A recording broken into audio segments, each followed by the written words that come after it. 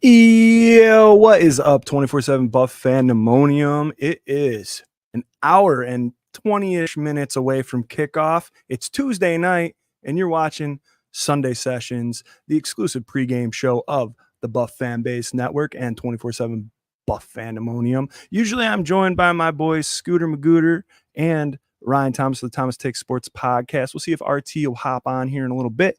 Otherwise, you got me, and I'm going to tell you, we're going to go over all the inactives right quick. We're going to hit some quick last-minute takes. We're going to talk about this game a little bit. We're going to do a nice tight 30, get you out of here by 7:30 so you can get to cracking these pregame beers and cooking up your vittles. Guys, we are part of the Buff Fan Base Network and super proud to be. Also sponsored by 26 Shirts. Go to 26shirts.com. Give them all your money. They're the best people ever. Del Reed and the gang got some really fresh threads cooking up for you. So go ahead, donate, help a family in Western New York, get some fresh threads. It'll be a great time. We got 228 of you watching live. Throw in your comments. Guys, the inactive list just came out.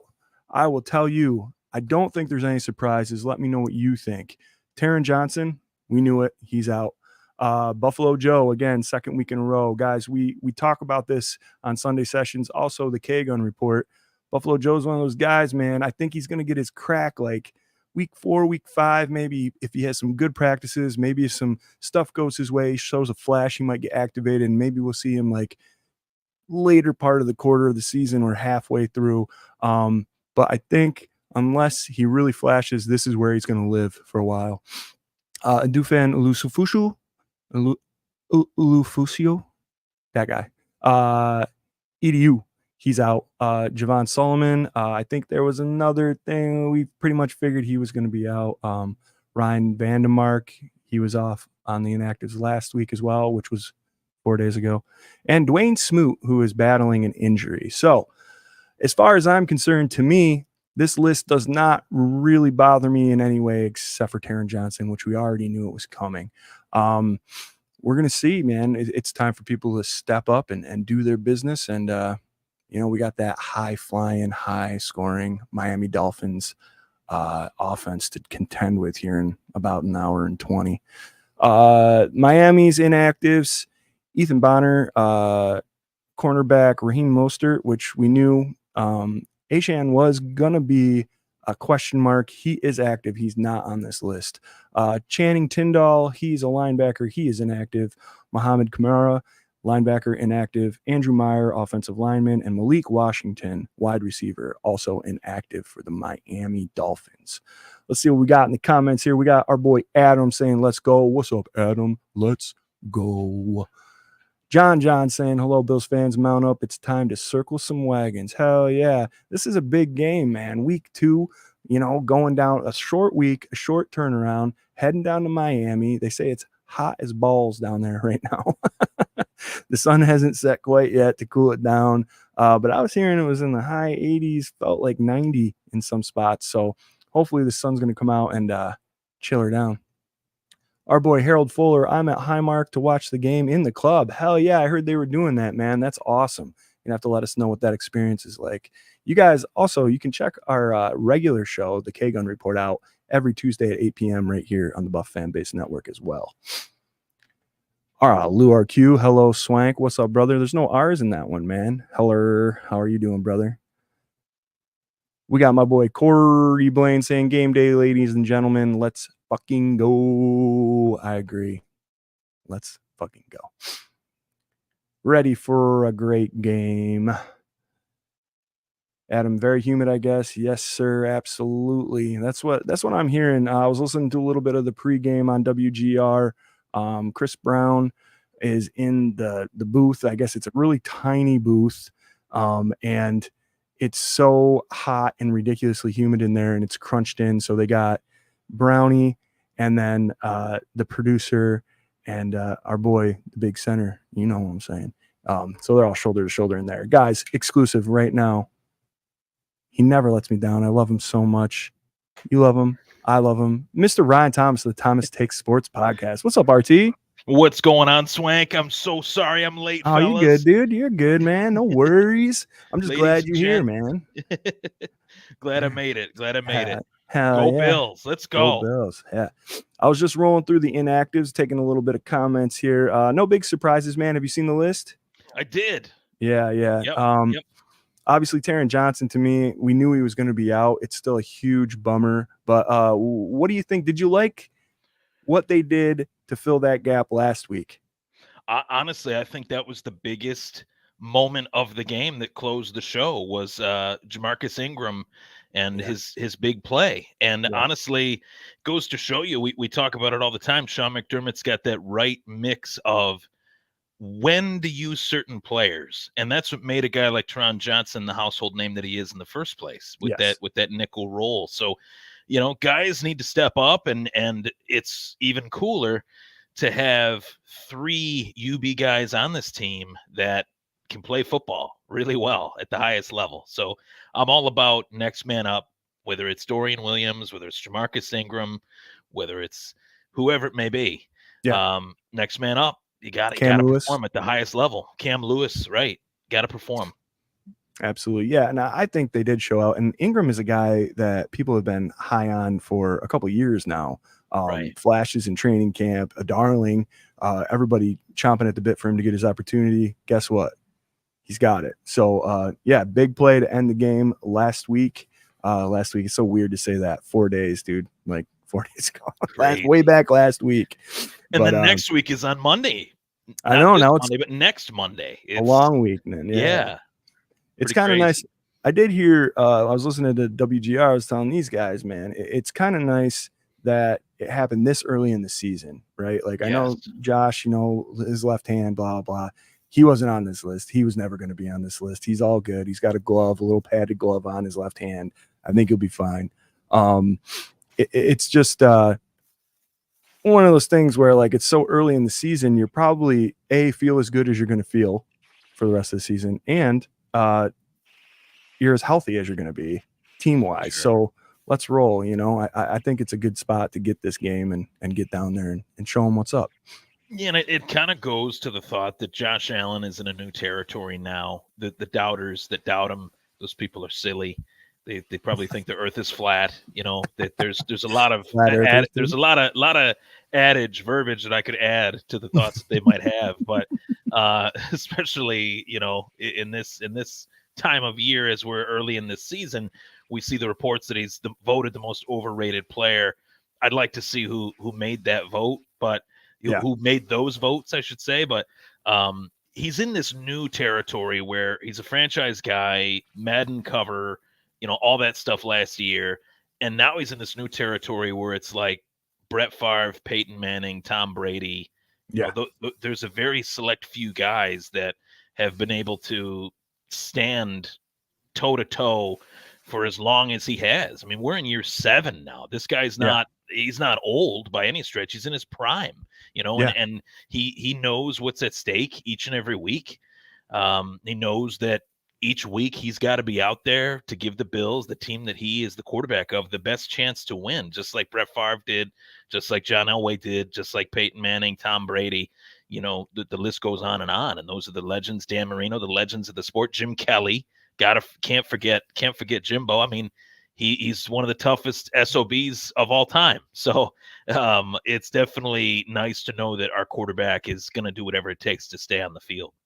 Hell yeah. How about the newest comparison, Mr. Steve Young?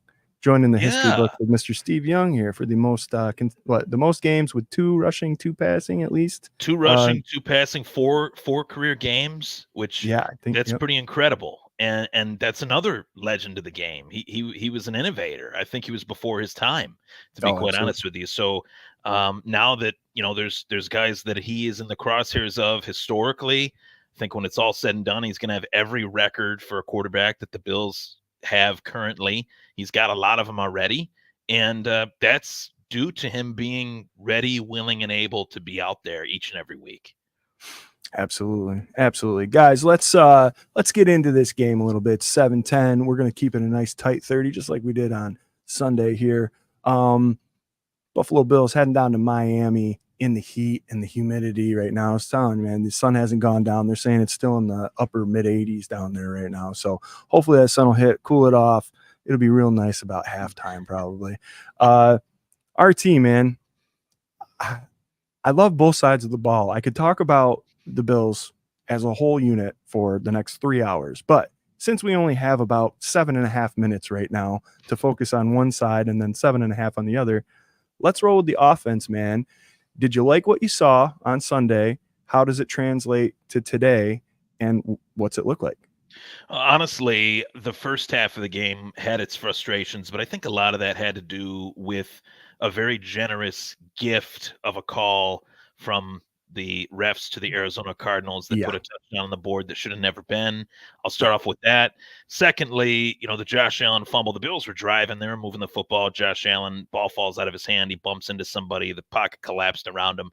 Those things happen all the time, every week.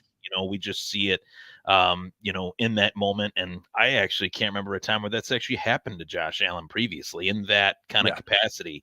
So they might have fumbled a ball on a running play, might have thrown a few interceptions here and there, but I can't remember a time where he fumbled and quite like that. But their offense, I thought, really found their footing within James Cook. I think James Cook gave that offense a little bit of oxygen, a little bit of momentum, a little bit of confidence that it was lacking heading into the second half. Second half, it's 17-10. We know we get the ball back, which was huge. Arizona Cardinals' first mistake they made was deferring the coin toss, which gave the Bills the ball at halftime. And Josh Allen did Josh Allen things too, don't get me wrong, but I think James Cook definitely was a huge catalyst that is kind of falling under the hurdles and maybe even the play that Keon Coleman made as well. I mean, so many Bills Mafia members that I love near and dear. They're always near and dear to my heart, but they're writing this kid off, and it's way too soon to do that. Post Xavier Worthy's hype week 1 that he had, which was great for him, good for him, but let's not knock Keon Coleman for the talents that he has. Very different player from Xavier Worthy, but that doesn't make him worse. Doesn't make him that much better. They're both two very young wideouts in this league playing with two very good quarterbacks. So I expect more in this game to be a showcase of Keon Coleman, Dalton Kincaid, Dawson Knox, as well as Curtis Samuel. You're going to see a wide array of options because 9 wide receivers or pass catchers caught passes from Josh Allen last week. I think the number could be even higher in this game tonight. I love it, RT. You're making me want to run through this brick wall right here I got on the side of me, man. I agree. Let's start with the James Cook side of things, man. I think James came out and did his job. 71 yards rushing, right? Aside from the passes that he caught and everything, 3 for 32 yards, over 100 yards total for the game. Something that didn't happen with that I wish did, play action. Baby, give me that play action. Were you saving it for this week? I hope so. I hope that you were saving all that play action because they're deadly scared of Jimbo running it right down their throat, which he's done a pretty good job at the last couple of meetings that they've had. So, yeah, absolutely. I think you see more James Cook. I think you see more play action of James Cook. And I think that also leads to exactly what you were alluding to, more opportunities for guys like my boy Dalton Kincaid that stayed a little quiet because they were scared of him last weekend. Shakir, the rubber man, getting some more balls thrown his way. Keon Coleman was your leading. Hips don't lie. Those hips don't lie, Swank. Shakir, buddy. That never gets old. never, dude. Yeah, I mean, Keon Coleman was your leading receiver with yards last week. And I know people, they want 150 yards, 3 touchdowns, first game. Let's go. Keon Coleman is better than Xavier Worthy. I don't care about him being better or worse than Worthy. He's the guy we needed. That catch was clutch. He went up and got it, and that's exactly what we needed. And that's what we're going to need in this game too from him. So whenever his number's called, let's go, man. I think Keon just slowly rises the way he needs to rise. As long as he stays with those steady hands and he focuses on his game, I think you're going to see nothing but a slow, steady elevation for him. And yeah, you can't have 9 pass catchers and then have all of them have 100-yard games. That doesn't happen that way, folks. I'm sorry. I'm way okay with the way it was distributed last week. If way anyone okay. could do it, if there was no limit on the quarters, I think Josh Allen could do it. But, Yeah, there sure, had to be for no sure. time limit in a game in order You for have to that be to like happen. God mode on Madden or something. Yeah. Right. No accelerated clock, just a very slow clock for sure. Hell yeah. Hell yeah. Let's flip to the other side of the ball here. Defense. I'm also a very strong believer in the fact that they don't ever give the AFC defensive player and the AFC offensive player to the same team. I don't think it's ever happened. Otherwise, I think Josh Allen probably would have got it. But my boy Groot came through with the 3 sacks, the tackles for loss. He had himself a day. So absolutely deserved it. What do you think about this defense, man? We looking for more of the same? They're settling in. What's the plan? The plan, it changes each week. Each opponent, it changes. But at least for the fact of this being a divisional opponent, that's the advantage that actually both teams have in this one. Both teams kind of know what they kind of want to do, and they're able to do it a little bit easier, being that they're a divisional opponent. So Buffalo, in this case, I mean, the last time these two teams met, it was a close game. It was a punt return touchdown away from being a really, really close game. But I think this one tonight is more set up to be a little bit more of a shootout. And Yeah. I know that's not what Bills fans want to hear, but just in terms of the Dolphins are 1 year fresher in this Mike McDaniel offense, 1 year more into it, more experienced. They got a lot of speed. They got a lot of dynamic players. But Buffalo also has a much better front seven than I think they've had in a long time. And Greg Rousseau is coming into his own. A lot of people really were polarized by this pick when the Buffalo Bills made it. They thought he was raw. They thought, and he was. They're not wrong. But a lot of that was due to the fact that he didn't even play his last year of college ball. He decided not to due to COVID. So, he made a health choice, and that did put him behind a little bit coming into the league as far as his development went. So it was going to take a little bit of time. And did it really take a little bit of time? I mean, 2-3 seasons, I'd take that over 5 or 6. There's some guys that don't really make it in the league after being in the league for 5 or 6 years, guys like Solomon Thomas, who have bounced around from team to team, that were expected to be the next big thing. So Greg Rousseau is the catalyst for this one just as much as he was last week, if not more, because Tua gets rid of the ball really quick. Buffalo has to get to Tua. You hit Tua, you hurt Tua. Tua is not a guy that can withstand hits. Neither is Kyler Murray. You hit Kyler Murray, you rattle Kyler Murray. You hit Tua, you hurt Tua. So that's what I Just think. ask Matt Milano. Sure. Yeah. And I think that, you're never going into a game, especially nowadays in today's era, thinking we're going to take this guy out of the game. But with Tua, it's just that easy. He's not meant to withstand a pounding. And I think Buffalo's defensive coordinator, Bobby Babich, he's got to dial it up. He's got to bring a little bit of an exotic feel to this game, but he can't do it in a sense that maybe Sean McDermott did last year, because the secondary of the Buffalo Bills is a lot different. And tonight is the ultimate test for where DeMar Hamlin is at as a safety, for where Taylor Rapp is at as a safety, and maybe Christian Benford, maybe Kyer Elam. But we do know one thing. Tyreek Hill is lining up against Rasul Douglas. I take that matchup. I like that matchup a lot. Yeah, me too. Unpacking it backwards, man. Absolutely. Rasul Douglas is the man. Kyer Elam, I was talking about it on the K-Gun report, man. He has historically played Tyreek Hill very well. For whatever reason. I don't know if it's the pressure of it or the style of play or whatever it is, but I think you're going to see a pretty healthy dose of Kyer Elam subbing in and playing some downs. And to be honest, I want it. Anybody that can cover either of those two dudes, I want it, because if you take those two guys away with Achane battling his injury, you got Wilson coming in. I think Wilson is absolutely going to get the lion's share of these carries. I picked him off waivers on our fantasy league today. That was you that did that? Yeah. I did see that. I was like, well, if Achane is out, I'm going to have to maybe, I don't know. And we might be able to figure out a trade here in the next 40 minutes. So anyway, I think healthy dose of him. He's not a slouch. I think everybody thinks because he's been kicking around the league a little bit that like he's getting older. Like dude's only like 26. Like Right. it's not all that serious. There's just so many young guys in here that like you forget on this Yeah. roster. Like, oh yeah, Wilson's on there too, but he's old, right? Like I don't think so, man. I think fresh legs. He got a couple carries last week. You could see him try to get sneaky and throw him in there, and he could try to have a game. As far as their line goes, I was listening to WGR. Did you know, rattle the RT right here, did you know that the Miami Dolphins center is the same weight as Ed Oliver?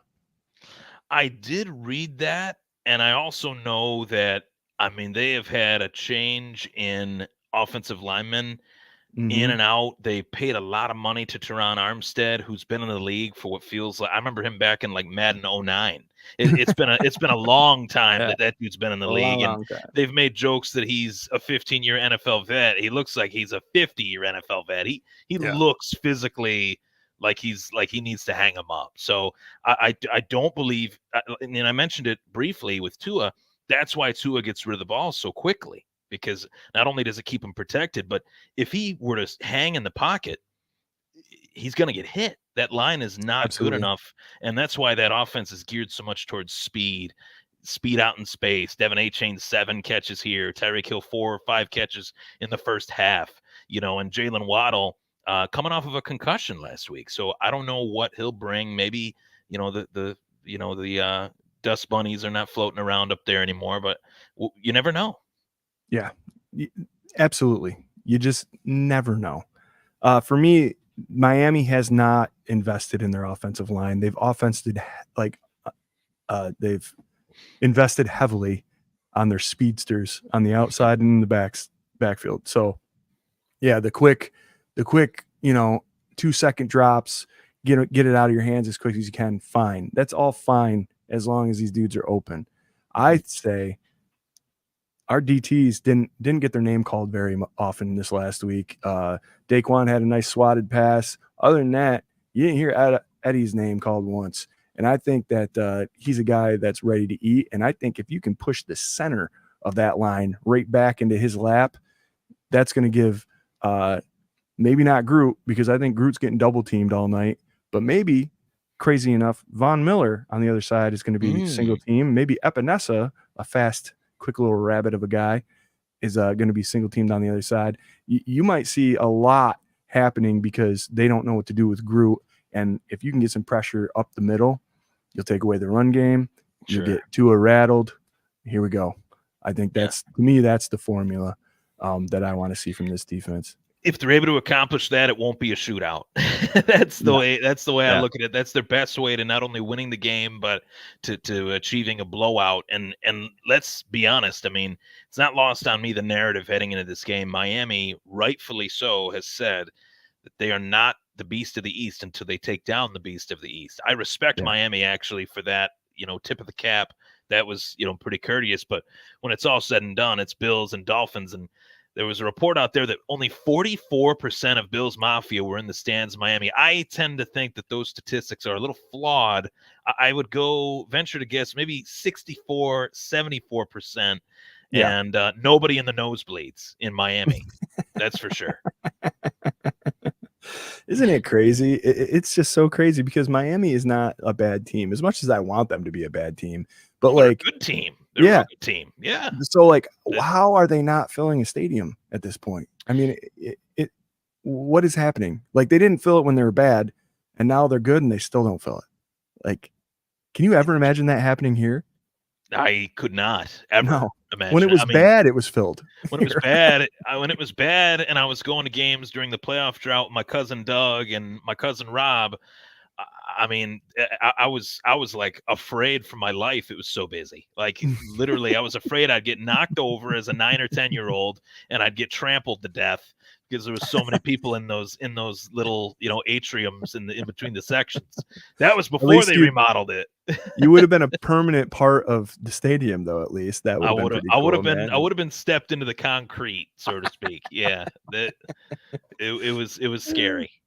But I wouldn't have that problem in Miami. I wouldn't have that worry in Miami. No, you could stretch out, man. Put your spread out, couple seats wide. You'd be fine. You could go to a Miami Dolphins game as if you're going to a baseball game. You buy your ticket, you sit in your seat for 2 innings, and then you move around the rest of the game. You could do that in Miami. That's the only NFL stadium I think you could do that in, and that says a lot. Real quick before we get to our score predictions and an X Factor here, we got some talk about Poyer in the comments. My boy, Uncle Jamie here says, with all due respect, burn Poyer right from the start. Marianne says, Poyer knows everything, not good. I want to get your take on it because for me, I'm not so worried about Poyer giving the playbook. It's a different defensive coordinator. There's still a similar scheme and all that stuff, but I'm not so worried about Poyer leaking the whole offense or defense to Miami as much as, like, you know, we have Mike White, you know, so we know their offensive game plan then. Like, I think everybody knows who everybody has. It's, to me, that's not as big of a worry. Right. With Uncle James' comment about burning Poyer, I think there is space to be had there. I love Jordan Poyer to death, but we all know where he's at in his career. We all know where he was the last season that he was here. I really think Kincaid and Knox can get something going, and you might want to snuff that candle out real quick right off the get, because if you let Jordan Poyer make a play on you, that momentum's going to start to tip one way that you don't want it to tip. What do you think about that? Well, the Bills have such a unique advantage in every single matchup that they play. And it's not just Josh Allen. It's not James Cook. It's Dalton Kincaid and Dawson Knox. I tend to think that Dawson Knox is far better a player than what we have seen. And it's because of the fact that he was playing in an offense with Diggs. He got hurt. Then they draft Dalton Kincaid. So there was a little bit of moving and shaking that kind of, you know, changed his role a little bit.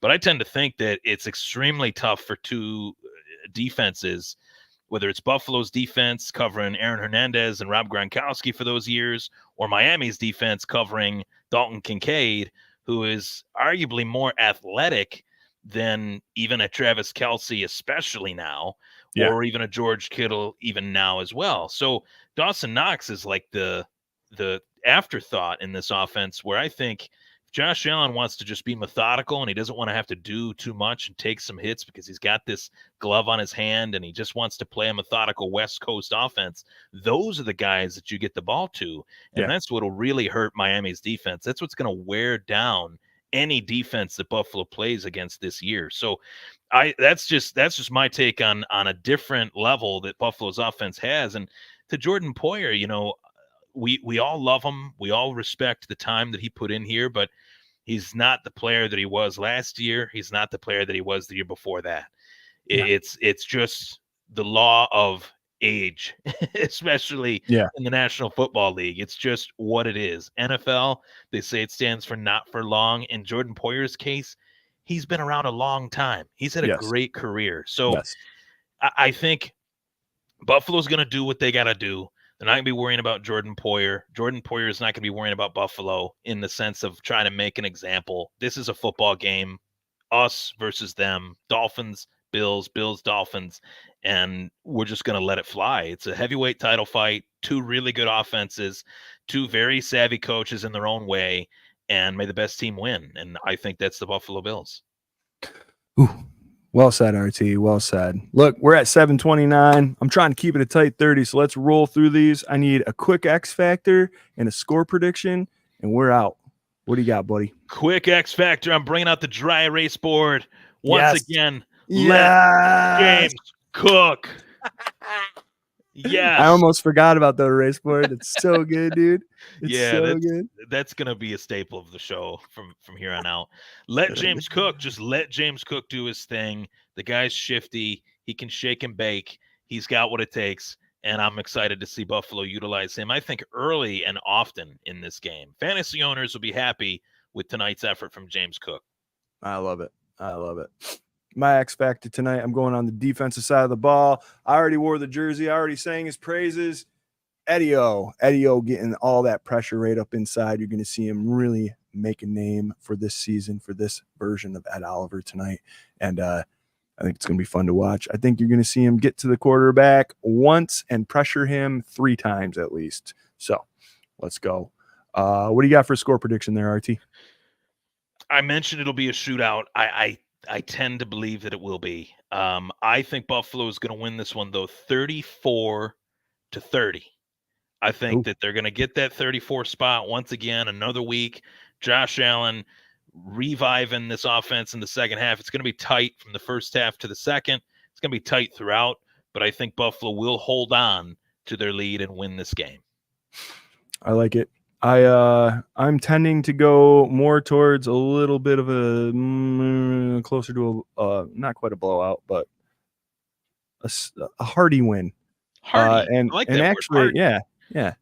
Corey and I, they remember that, right? They remember Hardy. Hardy, I remember Hardy. Right here, Corey Blaine. He has my exact score, 34-17. I bumped it up a field goal from the K gun. So, but I'm keeping them right there. I think we got their number.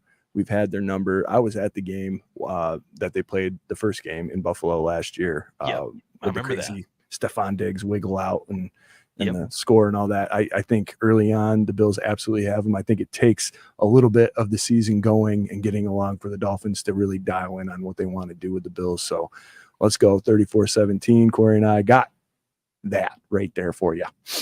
Uncle James says rattle to his cage. He'll struggle. Lisa says, sorry, I'm late. Had to make dinner. No worries. We're done now though. You can catch it. You can just rewind as soon as I end it and you'll be fine, Lisa. And we love you. Thank you so much for hanging out. 24-17. She says, guys, appreciate you guys tuning in for Sunday sessions right here on the Buff Fan Base Network, brought to you by 24/7 Buff Fandemonium and 26 Shirts. Go to 26 Shirts, give them all your money. If you win a bunch on FanDuel today, just give it to 26 Shirts and get a bunch of shirts. It'll be great. Just bet the over on James Cook. Take it to 26shirts.com. You'll be A-okay. Oh yeah. All right, man. On behalf of our team, myself, go Bills. Go Bills. Go